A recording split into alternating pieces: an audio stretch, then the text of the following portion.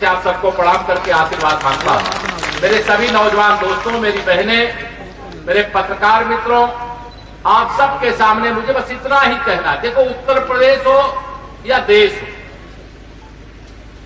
अब आप सबको कुछ बताने की आवश्यकता नहीं है। आपने देश में माननीय नरेंद्र मोदी जी के नेतृत्व में 2014 से भारतीय जनता पार्टी की सरकार देख रहे हैं और 2017 से आदरणीय योगी आदित्यनाथ जी के नेतृत्व में उत्तर प्रदेश में सरकार देख रहे हैं। और इसमें बैठे हुए बहुत सारे लोग ऐसे हैं जो हमारी सरकार देखने के पहले की भी सरकारें देखें। और मुझे कहने में कोई संकोच नहीं है कि दोनों सरकारों के बीच में जमीन और आसमान का अंतर। पहले की सरकारें गुंडागर्दी की प्रतीक थी, अपराध और दंगों का पर्याय बन गई थी। किस प्रकार का अत्याचार, किस प्रकार का उत्पीड़न, किस प्रकार का शोषण आम जनता का होता था, आपको बताने की आवश्यकता नहीं। आपने उस दर्द को झेला है, आप उस दर्द को जानते हैं। मैं आप सब लोगों से केवल इतना कहने के लिए आया हूं, आपको तो शिवराज कुमारी जी को कमल के फूल वाली बटन दबा करके विजयी बनाने का केवल काम करना है। बाकी जिम्मेदारी तो मैं लेने के लिए यहां पर आया हूं, या मंच पर बैठा हुआ है वह जिम्मेदारी लेने के लिए आया। हमारा लक्ष्य विकास होता, हमारा लक्ष्य अपराध का अंत होता है, हमारा लक्ष्य अपराधियों के खिलाफ कठोर कार्रवाई होती है, माफियाओं के खिलाफ कार्रवाई होती है। हमारे नंद किशोर गुर्जर जी यहां पर है। मुझे बताया गया कि सपा गठबंधन की ओर से जो प्रत्याशी आए हैं, मुकदमे कितने होंगे, जितनी उम्र नहीं होगी हमारे कई बच्चों की, उससे ज्यादा मुकदमे जिसके खिलाफ लिखे हैं वह आज यहाँ पर प्रत्याशी बन करके यहाँ पर सपा गठबंधन की ओर से भेजे गए।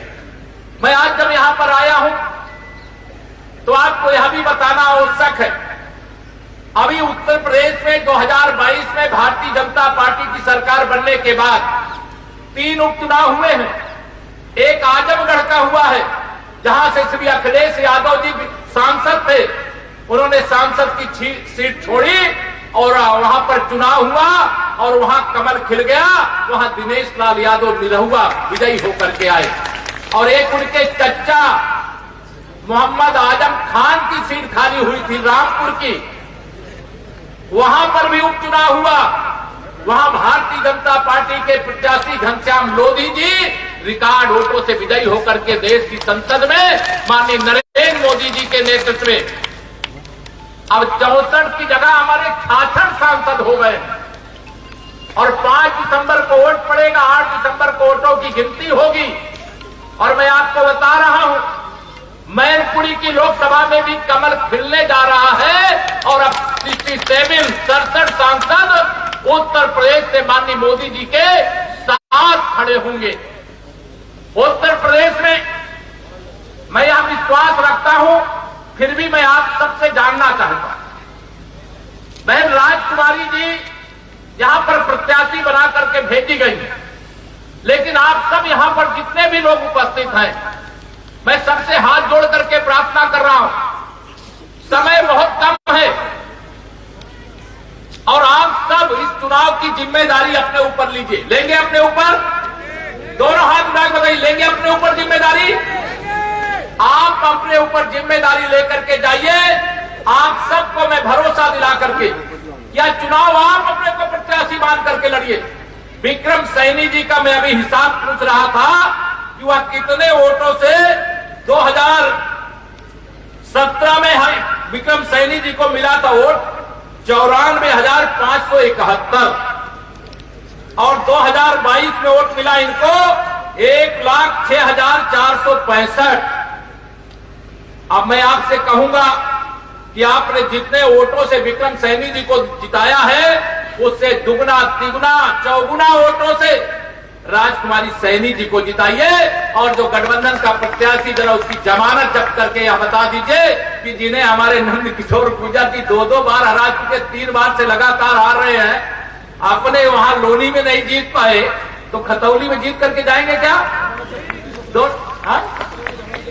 नंद किशोर जी ने बताया 17 में जमानत जब्त करा दिया था। अब ये जिम्मेदारी जो रिकॉर्ड वहां बना है लोनी में, वह रिकॉर्ड आपको भी बनाना है। बनाओगे? जमानत जब्त कराने का काम करना है। और हमारी सरकार डबल इंजन की सरकार, सबका साथ सबका विकास, बिना भेदभाव के सबकी सेवा कर रही है कि नहीं कर रही? बताइए, दोनों हाथ उठा कर रहे हैं कि नहीं कर रहे? हमारी सरकार सबका साथ सबका विकास, सबका सम्मान, सबको स्थान देते हुए प्रदेश को प्रगति के पथ पर आगे लेकर के जा रही है। एक समय ऐसा था जब कोई उत्तर प्रदेश में आना नहीं चाहता था, और आज कोई बड़ा से बड़ा उद्योग लगाने के लिए आए तो आने के बाद वो जाना नहीं चाहता। हमारी सरकार ने भ्रष्टाचार का अंत किया है। यहां हमारे बहुत सारे किसान भाई बैठे हैं। आप बताइए, जब सपा की सरकार थी, जिसकी साइकिल पर यह प्रत्याशी बैठे हुए, मैं आज सुबह ऐसे कह रहा था कि 2022 के तीनों उपचुनाव में न चलेगी साइकिल, न चलेगा नल, तीनों सीटों पर खिलेगा कमल ही कमल। खिलेगा ना? तो मैं आप सब लोगों से निवेदन करने के लिए आया हूं, आप सबको जिम्मेदारी देने के लिए आया हूं। और आज मैं विक्रम सैनी जी के चुनाव के समय तो नहीं यहां पर आ पाया था, लेकिन आप सबको जरूर आज आश्वासन देकर के जा रहा हूं, मेरे जिलाध्यक्ष जी और सभी संगठन के लोग, चुनाव जीतने के बाद 8 दिसंबर के बाद जिस दिन भी तय करेंगे, आप सबका आशीर्वाद लेने के लिए मैं एक बार फिर यहां पर आऊंगा कि आप सबको भरोसा दिलाऊं। आज तो चुनाव आचार संहिता का बंधन है, मैं कुछ कह भी नहीं सकता, लेकिन आप जब चुनाव में विजयी बना करके भेजेंगे तो मैं आपको ये जरूर कह रहा हूं कि 8 दिसंबर के बाद आएंगे तो जो आप कहेंगे कुछ भी बकाया नहीं रह जाने देंगे, यह भी भरोसा दिला करके हमारी सरकार का लक्ष्य विकास करना। आज हिमाचल हो चाहे गुजरात, चाहे हिंदुस्तान के किसी राज्य में चुनाव होता, भारतीय जनता पार्टी क्यों जीतती है?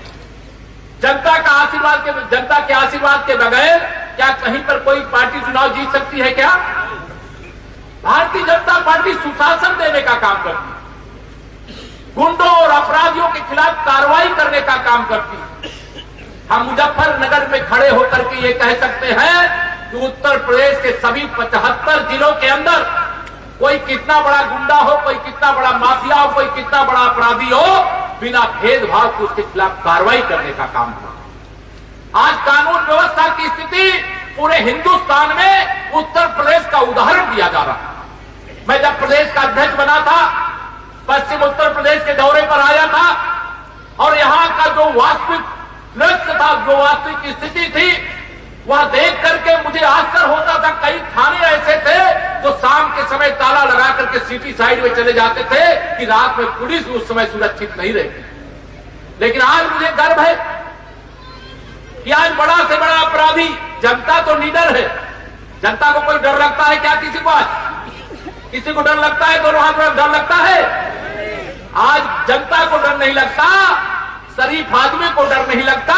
अगर आज उत्तर प्रदेश में कोई डरता है तो अपराधी डरता है, माफिया डरता है, गुंडा डरता है, बदमाश डरता है, और ये डर रहना चाहिए।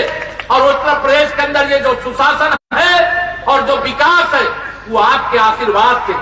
अगर आप हमें ताकत नहीं देते, अगर आप हमें आशीर्वाद नहीं देते, माननीय नरेंद्र मोदी जी के नेतृत्व में हम देश में सरकार नहीं बना पाते, तो क्या अयोध्या में रामलला का भव्य मंदिर बन पाता क्या?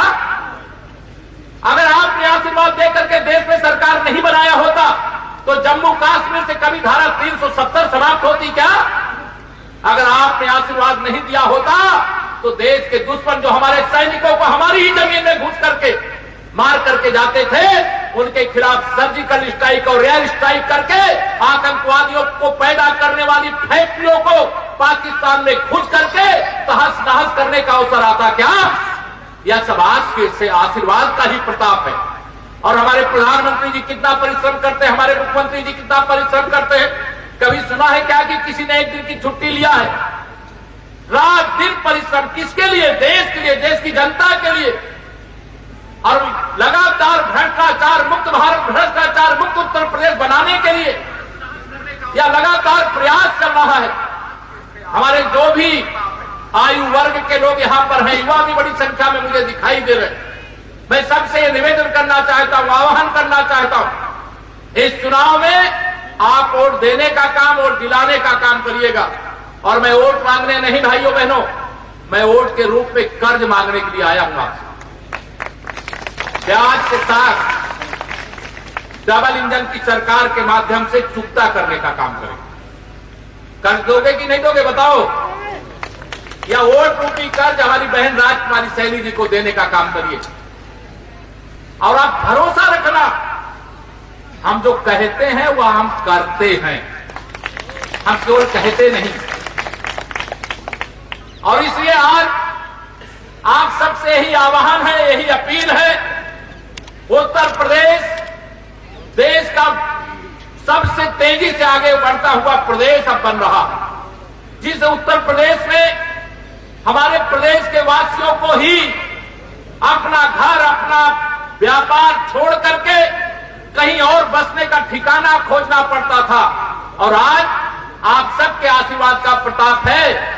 जिस अपराधियों से कभी पुलिस डरा करती थी, आज वो अपराधी पुलिस से डर करके भाग रहे हैं। जो चले गए थे वो वापस अपने राज्य में, अपने घर में आ रहे हैं। और जो अपराधी है उनको या तो यूपी छोड़कर जाना पड़ रहा है या तो जेल में जाना पड़ रहा है। और आप जानते इस समय क्या कार्रवाई है। मैं आप सब लोगों से यहां पर यही अपील करने के लिए आया हूं। लंबी बहुत देरी से आप सब लोग बैठे हुए हैं, लेकिन राजकुमारी सैनी जी के बारे में मैंने जानकारी किया कि आप तो 2005 में ही ग्राम प्रधान थी, जनप्रतिनिधि थी। विधायक बनना एक बार सरल होता है, लेकिन प्रधान बनना कठिन होता है। लेकिन उन्होंने प्रधान बनकर के अगर गांव सभा की सेवा की है, तो विधानसभा की सेवा और अच्छे ढंग से करेंगी। ये आप भरोसा रख करके अपना आशीर्वाद दीजिए। 2022 का यह उपचुनाव, 3 उपचुनाव है, एक लोकसभा का, 2 विधानसभा का। और तीनों चुनाव में भारतीय जनता पार्टी के प्रत्याशी मजबूती के साथ लड़ रहे हैं। मैं खतौली विधानसभा के मतदाताओं से जो आए हैं, जो नहीं आए हैं, सबसे अपील करके यहां से जाना चाहता हूं, यह चुनाव साधारण चुनाव नहीं है, यह संदेश देने वाला चुनाव है। और संदेश देने का काम आप करिए। आप जानते हैं अभी हमारी 2027 तक उत्तर प्रदेश में आपने जो सरकार बनाई है, यह सरकार रहने वाली है। और 2024 में माननीय नरेंद्र मोदी जी को फिर से आने से कोई रोक पाएगा क्या? बताओ दोनों हाथ उठा करके।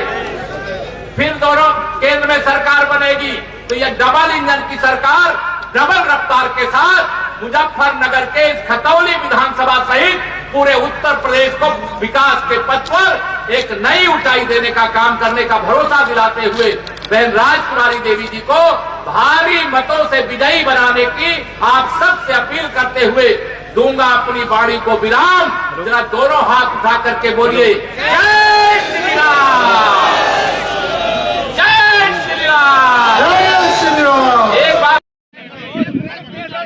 हल्ला ना करो भाई। देखिए, मुजफ्फरनगर की खतौली विधानसभा के उपचुनाव में भारतीय जनता पार्टी की प्रत्याशी बहन राजकुमारी सैनी जी को यहाँ की जनता का आशीर्वाद मिला है।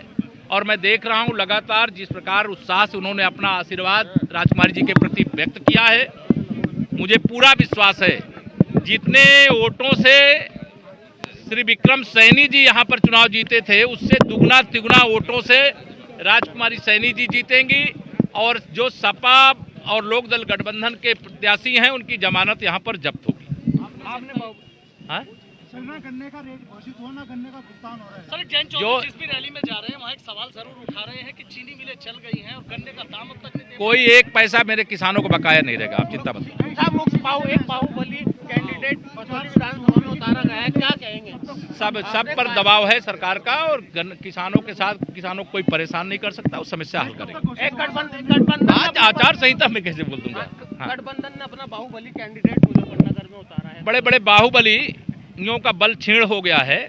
और आप ये मान करके चलिए, जो खतौली आए हैं लोनी से, उनको हमारे नंदकिशोर गुर्जर जी 2 बार लगातार चुनाव हरा चुके हैं।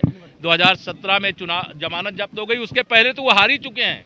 हमारे 2 बार से लगातार तो नंदकिशोर जी हरा रहे हैं, और राजकुमारी सैनी जी को हराने का अवसर मिल गया है। और मुझे पूरा विश्वास है 5 तारीख को जब वोट पड़ेंगे, 8 तारीख को जब वोटों की गिनती होगी, तो खतौली सहित रामपुर विधानसभा, सहित मैनपुरी लोकसभा भी भारतीय जनता पार्टी के खाते में। मोदी जी धन्यवाद। का आखिरी सवाल ये है कि राष्ट्रीय लोकदल ने यहाँ पे एक चिट्ठी लिखी है चुनाव आयोग को कि चुनाव प्रभावित किया जा सकता है, और मैनपुरी में समाजवादी पार्टी ने लिखी है। जो चुनाव आयोग का काम होगा, अगर कोई शिकायत कोई करता है, कोई राजनीतिक दल या कोई नेता, तो वो चुनाव आयोग का विषय है, ये सरकार का विषय नहीं है। इंडिया प्लस न्यूज, सिर्फ वही जो सही।